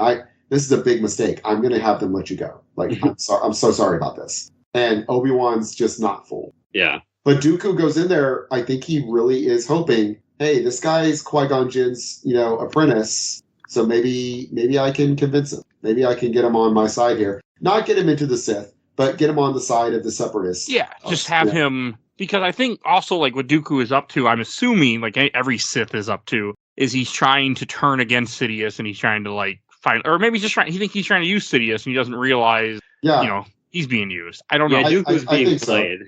I think Dooku's being played because Dooku doesn't know the plan.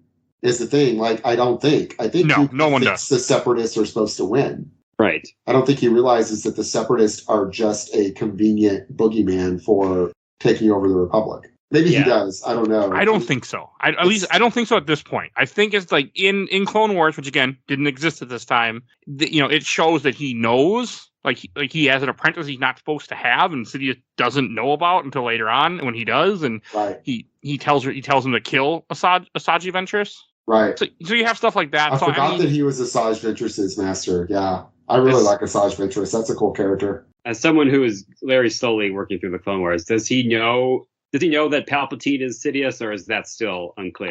I'm assuming he knows. Okay. I feel like he's not supposed to know, right? I mean, he's standing there right with the guy. Can you be that blind?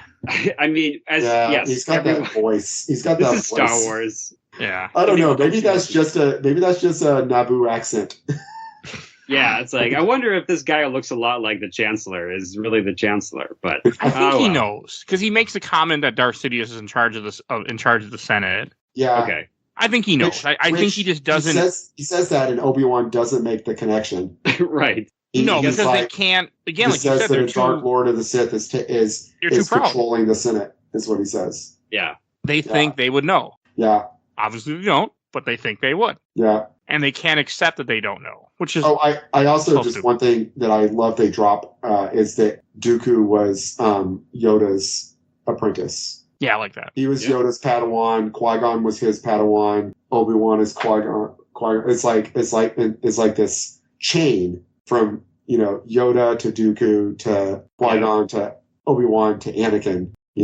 I don't know. It's interesting. All the elite Jedi are just fuck everything up. So yeah, there's like it's 5 all or 6 Yoda's people. fault. Yoda messed up somewhere along the line. Exactly. Okay, I'll buy it. I don't know. I also really like when in that meeting you have the Banking clan, which again, doesn't really play a matter in this, but throughout the Clone Wars, like I mean, little things that were introduced in this movie that at the time but as the canon has progressed and more things, it made more sense in it. So it made me appreciate everything a lot more, and it improved the movie for me, even though maybe it shouldn't, but it did. Yeah, and also we get Newt Gunray. He's back in his incredibly racist caricature. Right. And he is like very upset that Padme isn't dead yet. Like you can tell he's like been obsessing about her since episode 1. I do want to bring up that part when they're being wheeled out, Padme and Anakin, and that's when she, like as I said before, and she confesses her love for him and they kiss. All that to me, completely agree with that part. Yeah. Because you're gonna die, completely makes sense. Yeah, that was all good. And I like how they got to Geonosis in the first place. Anakin actually decided that, all right, no, we're going to follow what the council said. We're going to stay because they told me to. And she goes, they told you to protect me, and I'm going after Obi-Wan. And he smiles at her, like, and I'm like, yeah, you know what? They're made for each other. There you go. That's great. But it was cool. It was cool. They're but impulsive, but trying to do the right thing. And they do. I mean, you know, I love when they get there and Obi-Wan's like, I told you to stay on Tatooine. What are you doing here? Or Naboo, what are you doing here? And he goes, well, we came here to save you, Master. And he looks at the chains and he goes, well done. I like that. Or good job. I can't remember if it says well done or good job, but either way, it's my fun. favorite is right after this when they're getting ready to be executed and they're going to bring out the monsters or the animals to kill them, and he's like, well, I'm worried about Padme, and he's like, she's on top of things. And you see her literally climbing up the pole. Yeah, she like you see her as soon as they get off the thing, she takes a lockpick out of her waistband and puts it in her mouth. Oh, okay. Yeah, you see her, she as they're taking her off, she has her hands free. She grabs the lockpick, puts it in her mouth. They take her over, they chain her hands above her head, and then she gets the lockpick out of her mouth and picks the lock. She's in the background picking the lock while they're talking. I love it. She's so good in this. Like she is. They did a good job with her character. Well, it's very much like they're like, this is Leia's mom. Remember how Leia was like badass? This is Leia's mom. I like that. Yeah, and it all really works. And she's very much dressed like Leia, but with the midriff showing. It's like if Leia like to wear like a belly shirt, and otherwise she's got like that. She picks up the EB. Was it the EB-50, the standard stormtrooper blaster? She picks up one of those and is fighting and everything later when the Jedi show up to rescue. And I remember watching that in the theater, and that was like a jaw-dropping moment when all the Jedi, you see the people, you see it like, because they shoot it, so you just see like the robes, like from the knee, you see like the like thigh down, you see like the Jedi robes as people start stepping out, and then and all the lightsabers, and they pull out the lightsabers, and a few of them, it's a little silly. It's like they're like, really like I'm not sure if it was because it was like a CG character or what, but a few of them it feels like they're like, I don't know, like they just pulled the sword from the stone, like there's one of them in particular is just like pulls out that lightsaber like they're really having a hard time with it almost, or like it's shaking with energy or something almost. But and Mace Windu puts that lightsaber to Dooku's neck. And he's like, this ends now. This party's over, This party's over. That's what he says. Yeah. And that didn't bother me. I don't remember if you mentioned the line where everybody applauded, but I remember in the theater, everyone was cheering when he said, this party's over. I remember the audience was like, yeah. Not in mine. No. The applaud part was coming a little bit later. Okay. But yeah. I was also surprised how good this part was. Like, I remember this part being dumb when all the Jedi show up and they're fighting, but I actually was really well done. It was good. The only thing is that like a few of them die, right? But when the battle droids like kind of have them, and Dooku stops the battle droids from killing them so he can talk to them, I guess. Yeah. And then you see like several Jedi who are marched into the circle without unarmed at gunpoint, and it's like, were the battle droids told to let them surrender?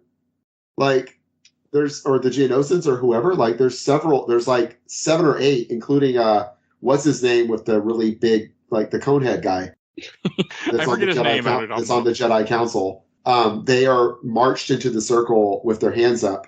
It's like, well, how did that go down? It's a little of it doesn't make sense, but no, I enjoyed the whole fight in the thing. The part that I didn't like, I think the next thing I didn't like was when Yoda and the clones show up, and Yoda says, "A circle around the perimeter, make." Right. It was it's very forced. It's too much. I don't know. This movie is very much like, let's make Yoda talk like he did, talk in the fun way. But, in Empire and Jedi, he doesn't really talk that much in a circular fashion. Yeah, the thing is, later in the movie, he doesn't. He says something else. He says, land the craft down there, or something like that. But yeah. But yeah, that when he says a perimeter around a circle around the perimeter make, I'm just like, oh, that's a groan. Yeah, but also, like, why didn't they just shoot them when the army comes out? Okay, time to kill everybody. Let's get rid of them. Yeah. Kerry, either of you have never played Star Wars Republic Commando, correct? I've never. I have not played it. I own it, and I've read all of the books, but I haven't played the game. No. Okay. I do want to bring up something after the recording, but what I do want to say is that, like, before this, Super Battle Droids did not, like, okay, I'm like, those are nothing, big deal. But after you play that game, you understand the fear of a Super Battle Droid because you understand how powerful they are compared to, like, a blaster or something. I really like, there's a point in this battle where one of them is walking up shooting, and a battle droid gets in his way, and he just, like, slams him out of the way. Like the super battle droid slams the battle droid out of the way, like, get out of my way. They're so much better. I mean, they are so much more powerful. But it's just, I like the attitude of just like, he knocks this battle droid out of his way so he can get a better line of fire. And I really enjoyed seeing all the separatists in this too. Like, it was much more important to me than it had ever been before. And I like that. Yeah. And yeah, the battle's good. And then we have a little chase scene with chasing Dooku. And all that happens, and we skipped over.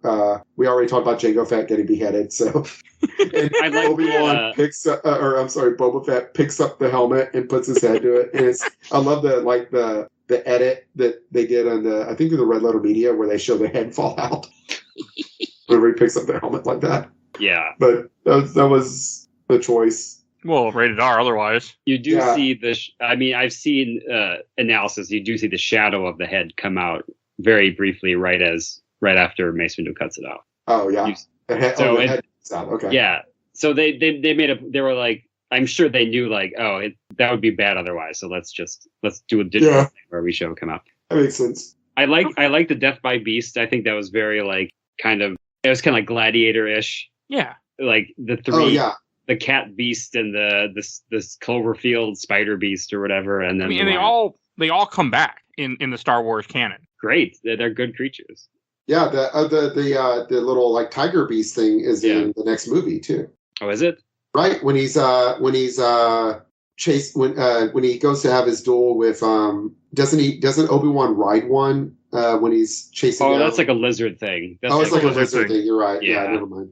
But no, it is in other things. There's definitely a lot of mention in the Clone Wars. There's lots of different ways where those characters come back all the time. Isn't there one in Bad Batch in, like, the second or third episode? There might have been. That was a week ago. I don't remember.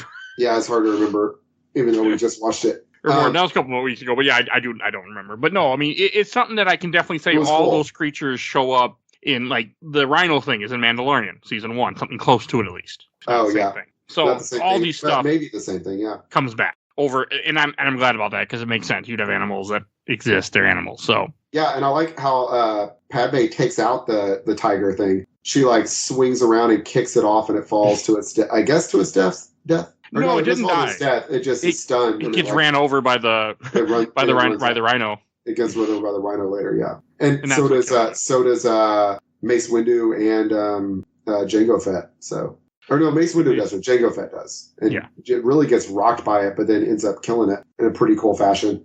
And, like, I guess I never also appreciated the Clone Wars army in general in this, like, when they show up. And so I have a question. I don't know if I'm assuming this is explained somewhere. Who the hell made all those like spaceships and everything? Right. That's the same thing I thought too. I was like, I want to know more about how so the Kaminoans, do they also, did they buy this third party? Is there, like, an arms manufacturer building all these weapons and And I mean, there must be some sort of arms manufacturer that's been building. I mean, later in the movie, there's Star Destroyers. And we assume the Republic didn't have those if they didn't have an army, right? Yeah. So like someone's building the Star Destroyer. Like this is more like we already know it's got to be a huge expense buying this multi-million person army. Though they do say only 200,000 are ready to go.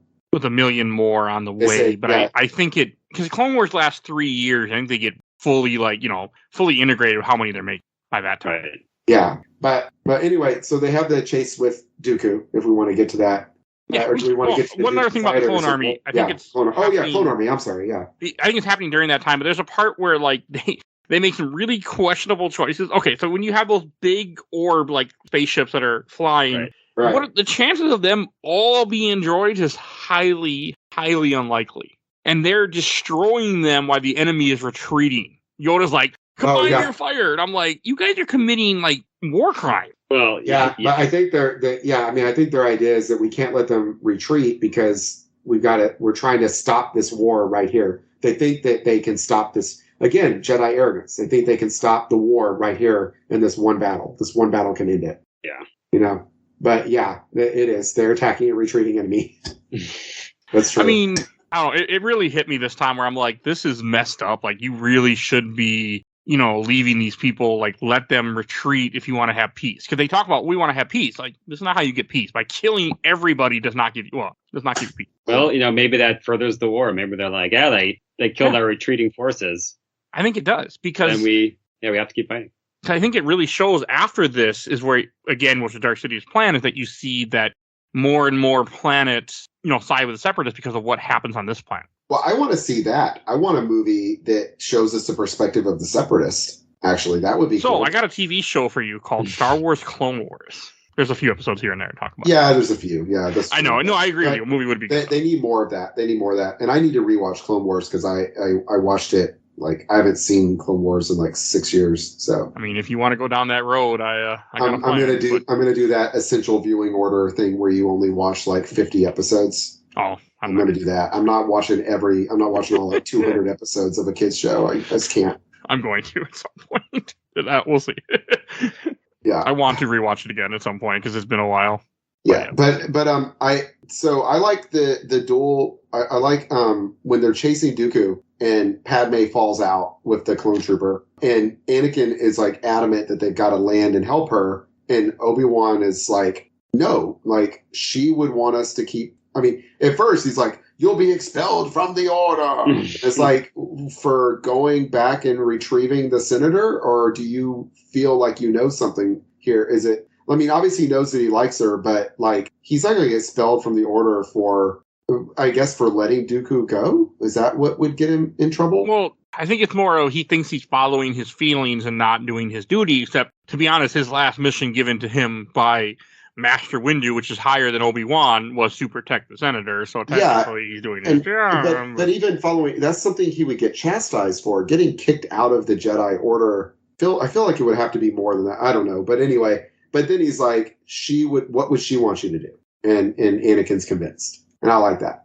And then they go to fight Dooku. And I love, like, Dooku, like, fires Force Lightning at Obi-Wan, and he blocks it with the lightsaber. And it's like, Obi-Wan's a badass. Look at that. Look at him. Look at him blocking that lightning with the lightsaber. Awesome. But and Obi-Wan's like, all right, Anakin, I'll kick him from the right. You take him from the left. And Anakin's like, yeah, charge. And just jumps in and gets messed up. Just gets Force Lightning into the wall. Just bam. Right. I loved it. And then Dooku pulls out the lightsaber. He's got that interesting. I don't know the practicality or reason for it. The curved hilt. Yeah, I'm not sure what that's for. Sell more toys. Yeah, I mean, I guess it looks neat. It does look neat. I don't know. Would that be good? I don't know. I mean, with real swords, you do have different handles and different blades. So yeah, but do you have anything like that? I don't know. Maybe you do. You have scimitars. Don't scimitars have like? Well, yeah. Well, scimitars that's a curved blade, not a curved handle. Scimitar's got a curve. I mean, the whole thing's curved, but it's different. I don't know. Maybe that's what I was thinking was a scimitar at first, but I mean, I don't know. Christopher Lee's killed people, so I'll take. If he was okay with it, then I'm okay with it. That's the way I look at it. Christopher Lee has killed a lot of people, so like in real life. So. Oh yeah, because he was in the war. So okay. Oh, he was special forces. Oh, you bring up a good comment that I almost forgot. Thank you. I'm glad you said that. In this movie, the Camino makes a comment like, "Well, I have special forces commandos," and I'm like, "Republic commandos," because that's essentially what it is. Oh, does she say that? That's awesome. She does say we have a commando squad or a few commando squads. That's cool. Yeah, because the commando. I love those books. I want to read those books again. But yeah, I like their fight. But it's cool because like Dooku is like fighting with Obi-Wan, and he's like, "I thought you were better than this." Yoda speaks so highly of you. Come on, and then just toys with him, and just like could have just cut off Obi-Wan's arm and leg, and instead just kind of taps him real fast to just like disable him so that he can stand over him and kill him. Just because he's like, I love it. It's very sinister. I was surprised how much he disables him like with a little tap. Like he hits his arm, hits the leg, and he's like, "Oh, I'm down for the count." I assume that Obi-Wan is just in shock from that, but I don't know. Okay. Yeah, I figured it's probably equivalent to being shot. Oh. Good point. Okay. I don't know. Or stabbed, I guess. I don't know. I've never been shot or stabbed. Right? But I love when Dooku like stands over him and is about to kill him, and Anakin flies across the room to block it with that green lightsaber. And then Obi-Wan tosses him the blue lightsaber, and Anakin's fighting with two. And I'm like, oh, that's cool. But then for a couple of seconds, but then they do this. It's so dumb. You see him, he backs away from Dooku and he chops the power coupling so the lights will go out. And I'm like, is that going to really be a problem for Dooku? Do you think it is? Like, I don't know, but sure. And they're fighting, and now it's just become a light show, and you don't really get to see them fight very much anymore. Yeah. When they were fighting, it actually looked pretty cool. Yeah, I'm sure the idea was, it'll look cool just illuminated by the lightsabers, but it just kind of makes it muddled. Well, it does, but it's not just that. It's that they keep like going to their faces and just showing their faces lit up. It's like Lucas was going for like a thing. He was going for mood rather than showing us the fight. And it's like, no, show us. Remember how we liked Darth Maul because Ray Park or whatever is like, or whatever. Ray Park? Is that his name? Ray Parker, yeah. Ray Parker. Sure. I'm getting him mixed up with the guy that did the Ghostbusters theme song. So. Oh, it's Ray Parker Jr. That's Ray Parker Jr., yeah. But anyway. Pretty sure it's Ray Park. I'm going to find out. I don't know. But anyway, that was really cool that, that guy that's like an actual martial artist doing like really badass staff fighting. And that was a cool thing. And Ray Park, yeah. So doing that, I don't know. But anyway, it was fine. But then, he just very easily, casually, it's actually kind of clunky. Anakin chops at him and misses, and then just hangs his arm out there for a second or two so that Dooku can chop off his arm. And it's very like stunt. It doesn't look good, but he chops off his arm. It's like, oh, there he goes. We've always got to have somebody lose an arm. And it was foreshadowing earlier in the bar, but the whole series, someone's getting their arm chopped off. That's like a thing. So cool. But this is then the part that the audience applauded, and I remember we literally stood up and applauded when you see the Yoda tap, walk like shuffle into the room, and we're like, "Oh shit, Yoda!" Oh man, we were going. I was 19 years old. That theater was going nuts when we see the shadow of Yoda, because that was not ruined. That wasn't in the trailers. It was not ruined, and I saw it not opening night. I saw it opening weekend, and so. Seeing that, that was such a moment. Yeah, and I totally agree. And I think Red Letter Media tricked me into feeling like it's a bad thing to have Yoda fight. And I get that it is, from a storytelling perspective of Empire, it doesn't fit the character, I guess. But it is a lot of fun. Disagree. It's a lot of fun to see. I mean, also, Empire takes place, 30 years, 20-some years, or 30 years later? Well, no, I just mean from his whole thing of like, war doesn't make, great warrior. War doesn't make one great. Yes, but I feel very like much pushing peace. That's also after him losing a war, being in a war, fighting. I mean, again, Clone Wars didn't exist, but the idea, like, even the fact that you have a 3-year war and they're generals, I mean, they're fighting. Like, so I can... That's true. I can agree with the fact that he went through war and he's like, fuck war, and he has a much different aspect of it. Yeah, I mean, that's fine. I think that it would be better if he didn't pull out a lightsaber, probably, but it was a lot of fun. It was fun. It was fun. Go ahead. It was fun. They could have saved the lightsaber for the third second movie. I mean, the third movie, because he kind of does the same thing again there. Yeah, he does. And it's a little. I think it's a little better in that one also. But yeah, well, maybe more not. at stake. I don't know. I mean, he does throw the whole Senate at Yoda, so that's never mind. I don't know. I liked when at first though, because Dooku, no lightsaber, he throws stuff at Yoda, and Yoda's swatting it out of the air, and then he force lightnings at Yoda, and Yoda grabs it and shoots it back at him, and then he force lightnings at him again, and he just catches it in his hand and just absorbs it, and it's like, that was so cool. That was amazing. I don't think we needed the next thing, which is Yoda pulling out a little tiny lightsaber and jumping around like a howler monkey. But the Christopher Lee line where he's like, "Oh, our Jedi powers are equal." I'm like, "Why are you saying like you're something about Jedi powers?" No, he says, "Well, this duel will not be settled by Jedi powers. It must be. We must solve it with the light. We must settle it with the lightsaber." That was the specific line where I was like, "Oh man, Lucas, you're misusing your Christopher Lee." You might as well look to the camera and be like, "Huh? Do you want to see us fight with a lightsaber?" Yeah. yes, we do. Apparently. Yeah. And I did at 19. I was like, this was the coolest thing I'd ever seen. It's still it was awesome. A cool scene. Yoda essentially is beating him, but because he puts Anakin and Obi-Wan in danger, Yoda then stopped. But in all honesty, like, again, search for Spock. The needs of Wrath of Khan, the needs of the many outweigh the needs of the few or the one. Fucking kill Dooku. Fuck Anakin and Obi-Wan. That's not Yoda, though. Yoda would always choose life. And he saves him, but it's like, remember, size matters not. So is it really that big of a strain for him to stop this heavy thing? I guess it is. We saw him have a hard time with he did the X-Wing, but he had a hard time with it. What I would have really liked at this part, though, was if he, with the other hand, tried to hold back Dooku's ship, like Vader holds back that ship in the Obi-Wan series, but then he can't do both, and he has to let go of Dooku's ship to be able to stop them from getting crushed. That would have been really cool. Yeah, the choice comes up again.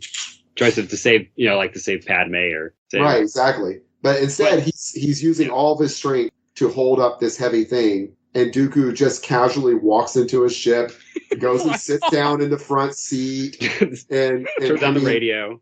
Yeah, and the little droid is like, buckle your seatbelt. I mean, he doesn't say that, but it almost seems like that. He's got a droid pilot in there. He's not even worried. He's not even flying the ship. I love it. And his ship is neat but stupid. It's a solar sail. It's a solar sail. I wonder where they got the idea for solar sails from. Any idea, Peter? From 1995? Any idea?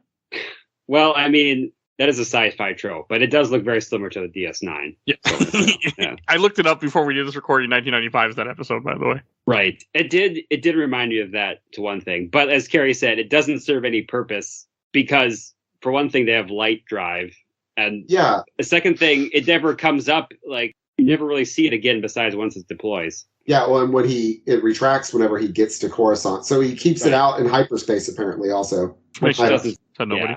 Just nothing, none of it. It's like, I was like, this is a neat looking thing for no reason. Yeah, it should have been somebody else's ship. It should have been. There's also not a space battle going on in the atmosphere. So there's just all these separatist ships up in the space. Out in space, and he goes and just flies out to them, and then the next thing we see, he's in Coruscant. But still, other than that, it's fine. And then we do get a montage at the end. Yes, we do get a montage finally with Anakin and Padme's secret wedding, and we see Anakin's robot arm, and it looks pretty cool. And they brought C-3PO and R2-D2 as the witnesses. Mm-hmm. I'm not sure that works that way, but okay. Well, I mean, it just. Yeah, if you get married by droids as a count, but I guess, I was just thinking, it was like, in episode 4, if R2-D2 is like, hey, I was at your parents' wedding. It's a stupid part. It's fine. But then we get the thing that you noted one of you noted in the chat. That, we see the just big clone army I never picked up on this before. I haven't seen this movie in years because I have disdain. I'm sure you picked up on it the first time. It's like really clear. It's real obvious. I mean, you see the clone army, you see the ships, and a different song is playing. And then as time progresses in this scene, you start hearing da da da da da da, and I'm like, it goes from it's playing the Star Wars the overture, the da da da da da. It's doing that, and then it transitions into da da da da da da. It does that, yeah, because it was doing the Star Wars the Force theme. It was doing the Force theme during Anakin and Padme's wedding, and then it yeah. We get to see Tyrannus meet with Sidious, I think, before that, and tell him that everything's going according to plan or whatever, or for Sidious to tell him that everything's going according to plan. But yeah. And I always think of the one YouTube video or the joke that went around where when like how music, soundtrack matters. The one where Vader's coming down the ship and it plays I know or something like I can't even think of how it goes. But it plays a love song as Vader's coming out and it completely changed. It just well, soundtrack, it's important. It sets the atmosphere. Yeah. So funny to me. The last thing I would say about that, I think, is we were mentioning the CG and you're liking the I don't like. I really wish that they had gone to the expense and put like 50,000 people in uniforms or done it some other way. But making the clone troopers CG, especially at least make the ones that are near the camera real, because it really it stuck out then, but it really sticks out now that every single clone trooper is a cartoon. Right. It looks too perfect. Like they're all marching in perfect sync. And it doesn't look. It's fine because they're clones, but but they're everything about them. The armor's too shiny. It just doesn't look right.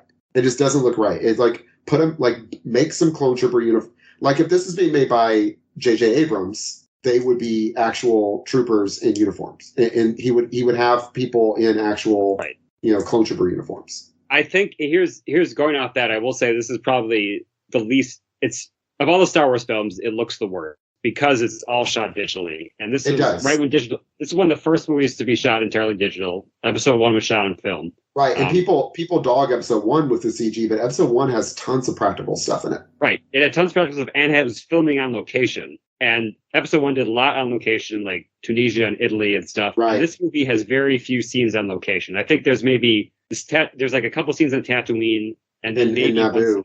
Yeah. Otherwise, Geonosis looks like it's entirely on a soundstage. Yeah, it's all green screen. Like most of the time, it's all green screen. In front of a green screen. And they're in front, on top of, like everything's green. Like the scenery that they're walking through is green screen. It's bad. It doesn't look good. And this is why I do credit the sequel films, like as you should. Like they actually went to locations and they really real. I actually really like Force Awakens. I recognize that it's just fan service and unoriginal, but I love it, actually. I think it's a lot of fun. I think it's really well made. I think it has some major issues, but I love it. And I think that, like I said, I think The Last Jedi is actually really well made, and it does some stuff I don't care for. But yeah, what I really appreciate about the sequel films is how much of it's practical. And you look at Andor, and it just feels real. And there's only a couple of places where it doesn't look real, where it's really when they escape from the prison. Right. And they're on that particular planet doesn't look real. Everything else in it looks very real. Yeah. And this movie was, George Lucas again was carried away. He's like, now we can do it all we'll save a lot of money by doing it on all CGI. And he'll be able to make it look the way it looks in his head. Right. I think it's the thing is he had these really big grandiose ideas for Star Wars that his budget didn't allow him to do in the 70s. Yeah. But now he's got, unlimited money and no one to tell him no. Right. And he's got the toys too. He's got the toys to do what he wants. And I don't know. Yeah, there's problems with that. There is. Yeah. So yeah, I agree. This one looks the worst of all the Star Wars movies. Okay. And there's a couple last things I want to mention still that we haven't. You have the ending where Count Dooku goes and meets Darth Sidious on Coruscant. And you have that small scene where he calls him Darth Tyrannus, which then, puts together that he's the one that hired Jango Fett, which you can already kind of figure out. But, it does a good job of making sure that's what happened. Yeah, and he says, I think this is the only time we see Darth Sidious, am I correct? Like, we don't see a hologram of him or anything until this point. We saw a hologram of him in the first movie. In this movie. In this movie. Attack of the Clones. Yes. We don't see him until the end. You're correct. We don't see him or hear him until right here at the end. Yeah. I think that's all I wanted to say. I was trying to think of anything else I wanted to mention, but nothing else is jumping out at me. Yeah, I think we've covered just about everything from my end. Mm-hmm. Agreed. Okay, that brings us to our last part, Shelf Stacker Box. And Peter, what about you? I would say, unless you're a huge Star Wars fan, you can probably keep it in the box. I forget what I said for Phantom Menace, but when I'm watching it again, it's like it can be fun if you're a Star Wars fan, and there are parts of it that are fun. And like I said, I don't think it's the worst Star Wars movie, but it just has a lot of stuff that's wrong with it. And I think unless you really, really are into it, you probably don't need to ever see it. So you can stuff it in that box. Okay. And what about you, Kerry? Same. It's in the box. I mean, I'm not going to throw it away, but it's in the box. Right. It's definitely, everyone should see it once. And if you haven't seen it in 20 years, maybe watch it and, just to refresh. If you're going to do a rewatch, maybe fast forward through. If at any point you're watching it and you're annoyed, just skip ahead. It's fine. And it'll be more enjoyable that way. But no, I don't. I bet it'll be another 10 years before I watch this again, at least. Okay. Yeah. It probably will be for me too. So definitely box. Okay, I'll go last. I'm gonna put this in the stack. Actually, I was gonna put this in the box originally before we watched it. I'm like, this movie's terrible, and then we watched it. I'm like, what's happening? Why am I enjoying this film? All besides the part with Padme and Anakin and the cringy crap. I enjoyed the film, and I don't want to let one small part that bothered me affect when I mostly had a good time.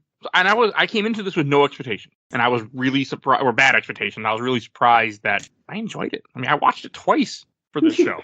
Like, that's not, I mean, I've done that before, but I only watched Jurassic Park once, and I watched this movie twice. Like, come on now. That's strange, but okay. Yeah, I agree. I mean, I watch great movies on the show, and I watch them once, and I watch a mediocre movie, and I watch it twice. I guess I just have a thing. Well, one, I have Natalie Portman, but that played a big part.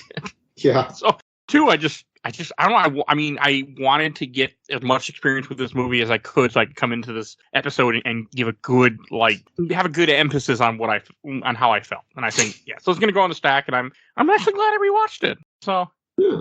That's cool. I mean, I enjoyed myself. I enjoyed my time. Yes. And your son finally got to see other Star Wars movies, huh? Yeah, I mean, he didn't see the whole thing, but he watched a little bit of it with me. If he saw the Geonosis battle and he saw everything but Padme, he saw enough of the movie. Yeah, I think he saw most of the beginning. Still. Okay. The beginning's good. Yeah. The beginning's actually a good part of this movie. Mm-hmm. So that brings us to our next thing that we're going to cover, and I wanted to ask you guys, and I'll ask on the air. Would you guys be interested in doing the Tarkovsky's Clone Wars, which essentially was canon at the time that Revenge of the Sith came out, correct? You're talking about the Clone Wars, like the little short stuff that was like Cartoon Network. Yeah. Because it's all on Disney Plus as one complete thing, or 2 episodes. Yeah, I mean it's only like 30 minutes total, right? No, it's like 2 hours. Oh, is it really? Mm-hmm. The whole thing is 2 hours. Oh, okay. Yeah. Just Getty Tartakovsky. Yeah, I can. It's on Disney Plus, and I've never seen Samurai it. Jack and all that. And I saw it when it came out, which was 2002, 2003. It came out so it came out the year after. I think it ran for a couple. Did it run for more than one? I know there's 3 seasons, but it's a very weird thing. So, but that's what I want us to cover that next, because I want to go into Star Wars Revenge of the Sith with that information to see if my opinion is any different. You will. So people listening, you will hear that at some point after you hear this at some point before you hear Revenge of the Sith. We're going to cover that. Yeah, that'd be cool. Because I've never experienced it, and I feel like I should.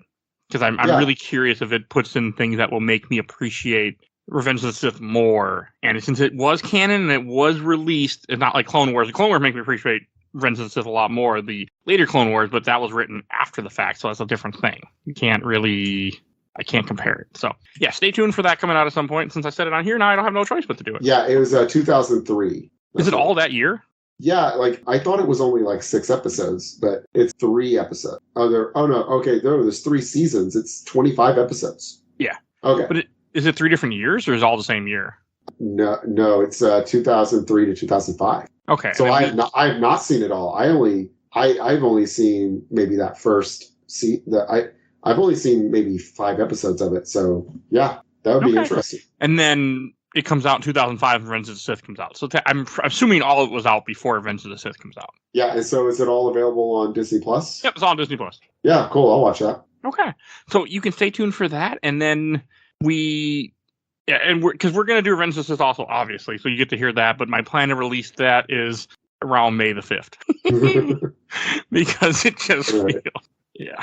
It just feels correct for me to do that. So it won't be on May the 5th. It'll probably be on May the 4th, but yeah, it'll be close enough. So that's when you get to hear that. We'll end that and then we'll go from there. So yeah, and if you enjoyed this, I'm not going to read all the Star Wars stuff anymore because I'm tired of that. But I am going to read just the films because Peter was right. And he said last time, he's like, yeah, just put a link.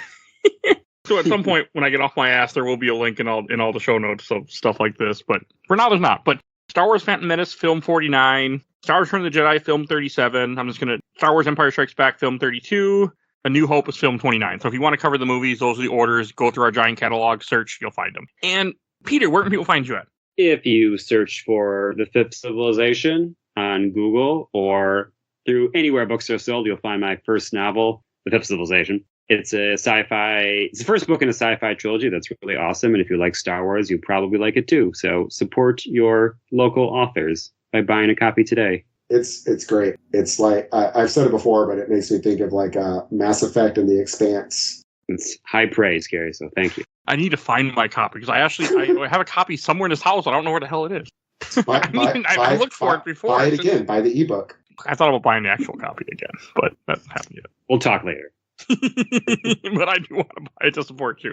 So yes. And Kerry, where can people find you at? Hey, I'm on Twitch, Karuseta, Kerooseta. I very seldom these days modify and repair video game consoles on there, and I also quite a lot play video games. Just this afternoon playing Castle Crashers and then Apex Legends with my son on there. So we were doing father and son streaming with that. But I also am backing all that up to YouTube and trying to grow my YouTube channel as well, which is also Karuseta. All right.